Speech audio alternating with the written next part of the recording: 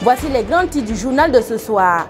Avec une fréquentation sans précédent, l'édition 2024 du Salon international de l'artisanat de Ouagadougou connaît un succès retentissant, attirant des visiteurs. Pour les exposants, cette affluence est source de satisfaction. Le savoir-faire et les ressources du terroir national est à l'honneur dans cette édition. Une initiative qui vise à promouvoir le Made in Burkina.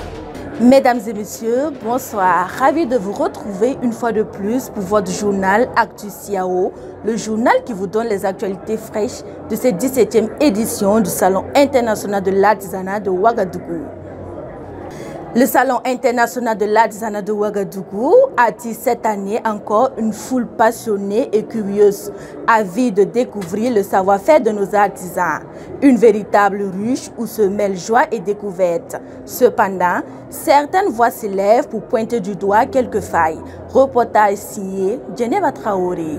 Depuis son ouverture, le CIAO attire une affluence remarquable. Les stands, richement garnis de créations artisanales allant des sculptures au textile, captivent l'attention du public curieux et passionné. Les visiteurs de tout âge déambulent avec plaisir dans les allées, partageant un moment de découverte et d'émerveillement autour de l'artisanat africain. Les nombreux échanges entre les artisans et visiteurs témoigne de l'importance culturelle et économique de ce rendez-vous.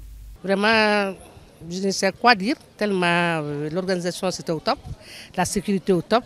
Vraiment, il y a des bonnes choses aussi ici, parce que c'est tout le monde qui est là. Oui, bon, le Mali en tant qu'invité, je crois qu'on est très très heureux. L'accueil aussi était vraiment au top. Je propose des sacs à main, des colliers, des bracelets, des porte-lotus, des bagues, et beaucoup de choses, tout ce qu'on veut prendre les pelles pour fabriquer. On propose même des jouets pour enfants. C'est vraiment au top. On espère que d'ici la fin, là, ça va être... Moi, on peut dire qu'il y a une grande satisfaction. Voilà, il n'y a pas de souci. Voilà, les gens viennent. Le marché, bon, on peut dire que le marché, ça va. Puisque le CIAO, c'est la vitrine. Hein. Voilà, ça te permet de te faire voir dans le monde entier. Donc, le fait même que les gens viennent visiter ça, même c'est déjà vraiment, il n'y a pas de souci. Cependant, cet engouement s'accompagne de quelques difficultés rencontrées par les exposants. Pour l'instant, c'est bien. Bon, à part quelques soucis de l'électricité et les clims, ça ne marche pas, et puis voilà, les ventilos. Mais sinon, à part ça, bon, c'est OK, quoi. Je peux dire, c'est pas mal. Mais il y a certaines choses qui restent à améliorer un peu. Pour ce début, bon, on dit merci à Dieu. Ça sort un peu et on a l'espoir que dans les jeudis, vendredis, samedi, dimanche, comme ça, c'est les jours là qu'on va faire la foire même. Donc l'édition là, ça sera une bonne édition, une édition réussie.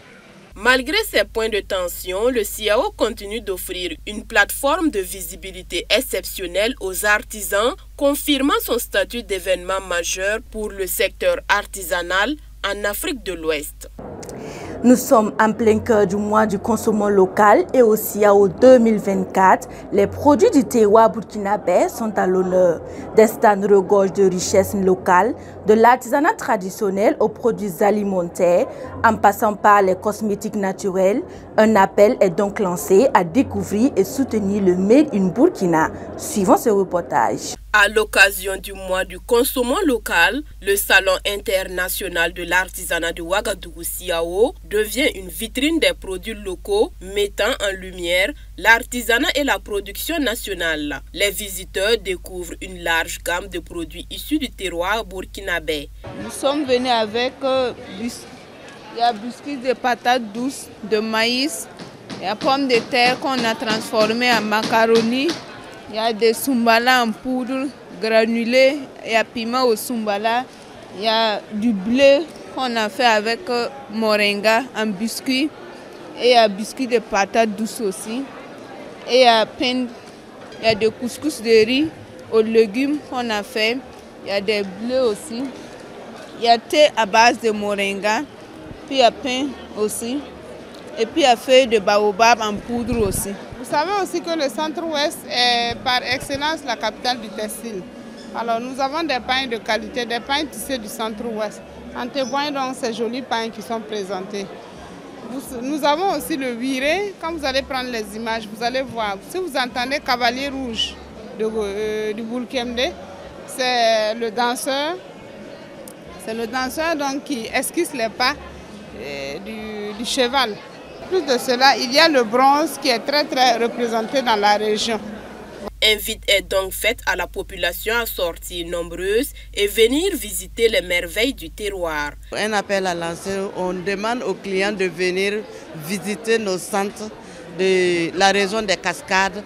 Ils vont avoir plein de choses.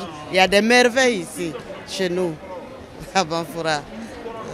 Artisanat africain, entrepreneuriat des jeunes et autonomisation, c'est le thème de cette 17e édition du Salon international de l'artisanat de Ouagadougou. La thématique invite la jeunesse à s'interner à l'entrepreneuriat artisanal, un thème qui sera décortiqué par des acteurs de la promotion du secteur artisanal.